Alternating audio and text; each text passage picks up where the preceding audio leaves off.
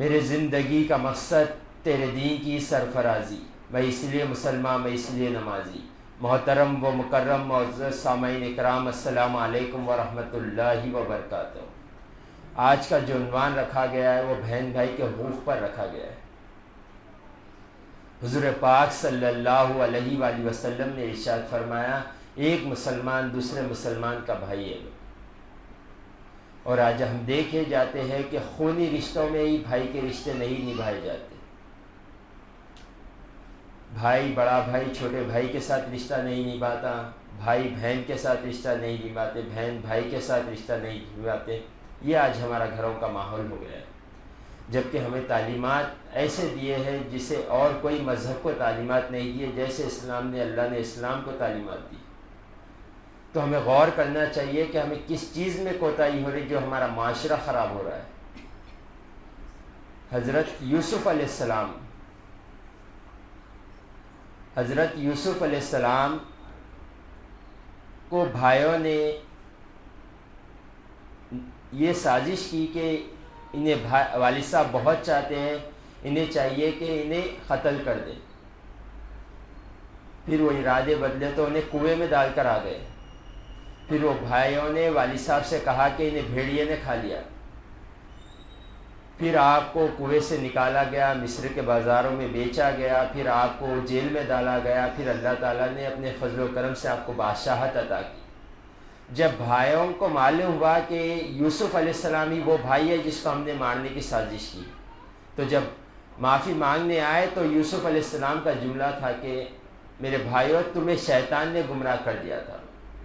اتنی پوری زندگی مشقت میں گزار دی یوسف علیہ السلام۔ بس جب جملہ جو بھائیوں سے کہا اس پر ہمیں غور کرنا چاہیے۔ ساری زندگی، اپنی جو بچپنا جوانی، ساری زندگی صرف مشکلوں میں گزار دی، اور جب بھائیوں نے معافی مانگنے آئی تو کہا کہ تم لوگوں کو شیطان نے گمراہ کر دیا۔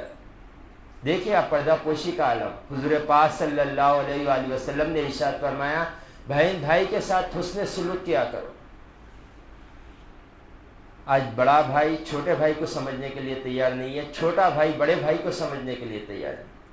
پہلی وجہ ہم جھوٹی عزت کے لیے جی رہے ہیں، دوسری وجہ ہم مال کے لیے جی رہے ہیں، ہم رشتے نبھانا ہی نہیں چاہ رہے۔ ہمیں پہلی فکر ہوتی ہے تو مال کی ہوتی ہے، کتنا حصہ میرے وراثت میں آتا ہے اور کتنا حصہ میں کس کا مار سکتا ہوں، بڑے چھوٹے بھائی کا مار سکتا ہوں یا بہن کا مار سکتا ہوں، یہ فکر ہمیں لگی ہوئی ہے۔ ہمیں چاہیے کہ بڑے بھائی بنائے اللہ تعالیٰ نے، جب ہمیں اللہ تعالیٰ نے بڑا بنایا ہے تو بڑا دل رکھے اپنا۔ جب چھوٹے بھائی سے کچھ غلطی ہو جائے تو اس کے ساتھ شفقت کا معاملہ کریں۔ اگر وہ کوئی غلطی کر دے تو اسی وقت اسے ڈانٹے نہ۔ اگر وہ شام میں غلطی کرا تو صبح کا انتظار کرے یا کچھ دیر کا انتظار کرے، اس کے بعد بھائی کو سمجھائے، کیونکہ آپ اسی وقت سمجھانے لگیں گے تو بھائی غصے میں ہوگا، اس کے دل میں آپ کی بھی نفرت پیدا ہو جائے گی۔ صرف مجھے ہی بولتے ہیں وہ، جب اس کا غصہ ٹھنڈا ہو جائے گا، جب آپ سمجھائیے، انشاءاللہ وہ سمجھ بھی جائے گا اور آپ کی عزت اس کے دل میں برقرار رہے گی۔ یہ طریقے ہوتے ہیں زندگی گزارنے۔ تو جب بھی چھوٹا بھائی غلطی کرے تو اسے بتائیں، تھوڑی دیر گزر جان دیجیے، اس کے بعد کہے کہ جو آپ نے جملہ کہا، جو بات کہی، جو چیز کرا آپ نے وہ غلط کی بول۔ انشاءاللہ وہ سمجھ بھی جائے گا اور اللہ تعالیٰ اس کے دل میں آپ کی محبت بھی پیدا فرمائے گا۔ اور چھوٹے بھائی کو چاہیے کہ بڑے بھائی کے ساتھ ادب کے ساتھ، شفقت کے ساتھ، ہر چیز کے ساتھ اس کے ساتھ پیش آئے۔ حضور پاک صلی اللہ علیہ وسلم نے ارشاد فرمایا، تمہارے والد کے وصال کے بعد جو تمہارا بڑا بھائی ہوتا ہے وہ والد کا مقام رکھتا ہے۔ تو ہمیں چاہیے کہ بڑے بھائی کو عزت دے۔ آج ہم اسی سے دور ہیں، آج ہم جو چاہے اپنے بڑے بھائی کو منہ سے نکال دیتے، بڑے بھائی چھوٹے بھائی کے بارے میں منہ سے نکال دیتے۔ آج ہمارے بہنوں کا یہ عالم ہو گیا ہے کہ ہم کہتے ہوئے سنتے ہوئے نظر آتے ہیں معاشرے میں کہ ماں باپ جب تک ہے، جب تک ماں باپ کے گھر کو آتے اس کے بعد کون آتے ہیں۔ اگر والد صاحب کا انتقال ہو گیا ہے تو بہن کہتی ہے کہ والدہ جب تک زندہ ہے، جب تک آتے ہیں اس کے بعد کون آئیں گے۔ اگر والدہ کا انتقال ہو گیا تو یہ کہتے ہیں کہ والد صاحب جب تک ہے جب تک آئیں گے، اس کے بعد کون آئیں گے۔ یہ جملہ کیوں نہیں کر رہا ہے بہنوں کے منہ سے؟ کیونکہ بھائیوں نے بہنوں کا حق ادا کرنا چھوڑ دیا، ان لوگوں کے ساتھ حسن سلوک کرنا چھوڑ دیا۔ آج بھائیوں کا یہی ایک منصوبہ بن رہا ہے، اکثریت میں یہی منصوبہ ہے کہ کیسے بہن کی وراثت کھا جائے، اور یہ کہا بھی جا رہا ہے جو تمہاری شادی کر دی گئی ہے، تمہارے جو دہیز دے دیا گیا ہے وہی تمہاری وراثت تھی۔ ہرگز نہیں، وراثت تقسیم ہوتی ہے والدین کے موت کے بعد۔ جب تک ان کی زندگی میں جو کام کیے وہ آپ کے اوپر احسان کیا، وہ انعام ہے آپ کے لیے والدین کا۔ جب وراثت کی بات آئے گی تو اللہ تعالیٰ، وراثت تقسیم ہوتی ہے اس وقت جب والدین کا انتقال ہو جائے، یا والد صاحب زندگی میں بتا دے کہ یہ وراثت ہے، یہ میں نے تقسیم کر دیا، یہ ان کی وراثت ہے، یہ ان کی وراثت ہے۔ یہ ہرگز نہ کرے، بہن کی شادی کر دے تو یہ نہ کہہ دے کہ جو شادی میں خرچہ کیا گیا، جو دہیز دیا گیا ہے وہی تمہاری وراثت ہے۔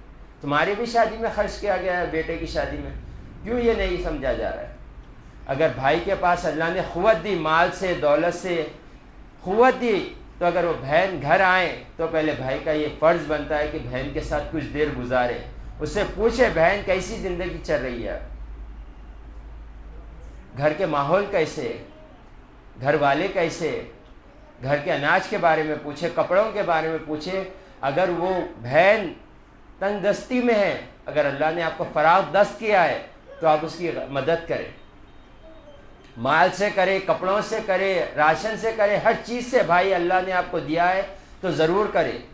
ہم یہ دیکھتے ہیں کہ ہم اپنے زکوٰۃ کا مال لے کے جانے کی بڑی کوشش کرتے ہیں، لوگوں کو، غریبوں کو ڈھونڈتے ہیں، گاؤں کو جا کر دیتے، جبکہ پہلا فریضہ بہن بھائی کا بنتا ہے۔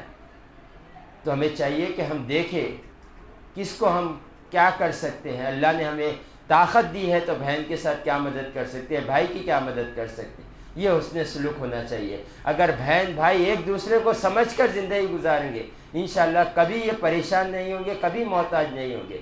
آج بہن سارے دکھ سہ کر بھائی کو نہیں بول رہی ہے، کیوں نہیں بول رہی ہے؟ کیونکہ بھائی خود صحیح نہیں رہتا بہن کے ساتھ۔ اگر کچھ بول بھی ڈالے، 1 سے 4 بار کچھ پوچھ بھی ڈالے تو 6ویں بار 7ویں بار منہ پر کہا جاتا ہے یہ ہمیشہ کا ہو گیا۔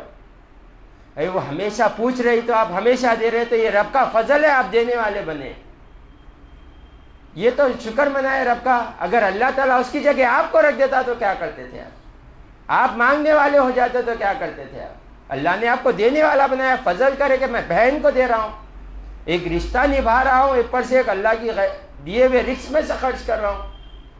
یہ سوچے، اگر بھائی کمزور ہے تو بہن کو چاہیے کہ اس کی مدد کرے۔ اور بہن بھائی میں یہ جو آج سب سے بڑی غلطی جو گزرتی ہے کہ یہ سمجھتے ہیں کہ بہن کہ جو بھی ماں باپ کا خرچہ ہوگا وہ بھائی اٹھائے گا۔ ہرگز نہیں، جتنا فریضہ بھائی کے اوپر بنتا ہے اتنا فریضہ بہن کے اوپر بھی بنتا ہے۔ اگر وہ مار رکھتی ہو، مار رکھتے ہوئے یہ کہنا کہ جو بھی کرنا ہے ماں باپ کی بیماری کا سب بھائی کریں گے، نہیں، بہن بھی کریں گے، بہن کے اوپر بھی فرض بنتا ہے۔ مال سے بہن بھی مدد کرے، بھائی بھی مدد کرے۔ والدین زندہ ہے تو ان کی خدمت میں زندگی گزارے، اگر وہ گزر گئے تو ایک دوسرے کو سمجھ کر زندگی گزارے، ایک دوسروں کی غلطیوں کو معاف کرتے ہوئے زندگی گزارے، ایک دوسرے کے ساتھ احسان کے ساتھ زندگی گزارے۔ یہی زندگی ایک مومن کی زندگی ہوتی ہے۔ وآخر دعوانا ان الحمد للہ